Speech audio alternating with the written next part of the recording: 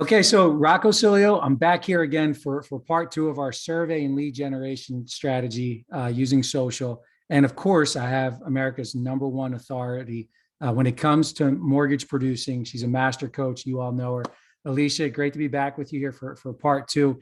And the last training we did, we talked about how to engage with realtors. So all we are going to do is a condensed version of what we talked about there. I've been saying how you can do this to generate actual clients. Imagine that, being able to bypass the realtor and generate clients so you don't have to always be reliant on just one source to get a referral from realtor. So great to be back with you. Thanks, Rocco. Good to be here. Super excited about the easy button. Easy button's back. Here we go.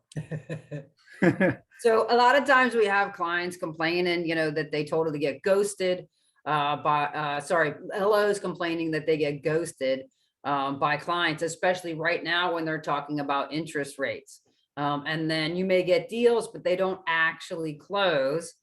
And then, of course, a lot of people are my phone rings off the hook right now with loan officers needing help because their pipeline is completely disappearing in this current economic environment of higher interest rates and higher sales prices as well.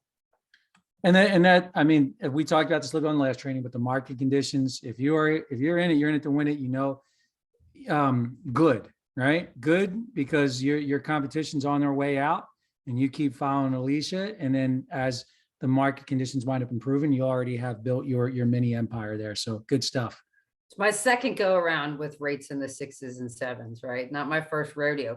And Rocco brings up a good point. Over 33% of realtors and 33% of loan officers will exit the industry this year. This is the way to make sure you're not one of them. For sure. And look, if you watch the part one of this, when we talked about how to engage realtors, this is a very non-confrontational way to get right to the actual potential client that you have. And I'm a big believer, Elysia, in being able to harvest a database. I need a way to get my story told better and more often. And everybody that I know in my marketable universe, all my phone contacts, social media contacts, you name it, they should all at least know what I do. Doesn't mean they're buying windows open. It doesn't mean that they're ever going to do business with me, but that they can help me. And if I do a good job in my communication with them, then that's going to give me an opportunity. So what we have here is a super easy way to build interest and rapport with new contacts. And just remember what we talked about before, and we'll repeat it again. People are always drawn to surveys for some reason or another. They are willing to offer insights that you might just not be able to get to come up in a regular conversation. Maybe they feel like they're hiding, even though the information is coming back to you. It's a way for them to be able to kind of let the rest of the world know what they're thinking and what's important to them. They seem personalized, right? So it's not just generic. So I love what you put together here on these questions. And here in a second, we can bring up an example, Elysia, but I'll turn it over to you here for a minute. Yeah, I'll just say real quick, if you meet somebody out in a social situation or you're networking and it's not with your realtor or other referral partners, this is where this survey would come in for an actual potential end user, customer client who's actually looking to buy a new home or refi when rates drop again in the future. But right now, and that's a great tee up for future business too. So this is a one-to-one, obviously, but the thing I like, it's so powerful. It's so simple right away to ask them in person. But what we're going to show you is how to do this one-to-many. And that's where the leverage comes in, right? You could ask 10 people separately, which would be quickly to do in the app, actually, or you could post this on your social media, and that could be LinkedIn or Facebook or which social media you prefer on your phone. And then it's the one-to-many concept where you're really using leverage. And Rocco's right. People love to answer survey. People love to tell their story. That's right. I'm going to give, I hope if you're watching this right now, I want you to take out your journal or wherever you're taking your notes out on this, because I'm going to give you a nugget here. And I want you to remember this. I don't go everywhere to prospect, but I prospect everywhere I go. All right. Love it. And it's just something there that we need to often remind ourselves about, that when we are that it's like, hey, I am that is where the best, Elysia, if you were to look back in your career, the best deals that have ever come to me in sales have been serendipitous, right? Now I want to say this. I have to be on purpose. Like I do have my prospecting blocks, like every other salesperson, and the prospecting gods will punish you that if you just go out, those serendipitous things won't happen because you still have to do the real work when you're sitting at your desk or in all the follow-ups and everything else. But the truth of the matter is that when you are out, and if you have that mindset, I'm going to prospect everywhere I go, you're going to wind up with a database here and deals are going to eventually start falling in your lap. So write that one down. Okay. And we get there. Yep. That's gold. Yeah, absolutely. That's one of those nuggets there. But so if we go into some of our contacts, again, this is a demo version. We have some preloaded contacts in here. We'll click on our friend Anthony. And if we want, and if I happen to bump into Anthony, you name it, I can meet him at the local chamber of commerce. I could meet him at anywhere, the grocery store. Maybe he's just somebody I bump into on social media and I want to prospect virtually, which is fine. But the way that I want to engage Anthony is if I go over to send resources, and now he happens maybe to fall into the client prospects category. Well, guess what? It would be a mistake to just go right to Anthony without knowing him and all of a sudden just shove a third-party survey link in his face. So what makes sense is to just build a little bit of value first. We've got some connect message. We got a connect message in here where you could send over a digital business card with a little message that says, hey, I just wanted you to have my contact information in case you ever need me for the future.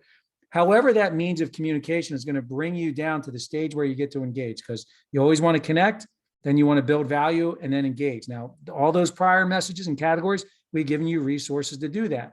But once I've gotten to this stage with Anthony, I actually want to get him to take a look at the survey. So I'll pop it open and allow us to preview it real quick. Elysia, you can explain how you crafted these questions, why they're important, and then we'll show people how to send it, and then we'll wrap up here with this training. But I just tap on the button, it opens it right up. So if you wanted to preview it before you send, Elysia, you put together these questions. Tell us a little bit of the why behind the how. Just a psychology again, right? Everybody wants to feel that they're important. The bottom line is everyone is important. And by asking them these types of questions, you let them know that you actually care, right? Because the other way is single and alone, married, right? What do loan officers refer to that, right? Filing jointly or, not. I mean, that's not really saying I care about you, right? That's the loan officer lingo. Right. And we all know we need to know if they have kids under 18, do you have dependents, right?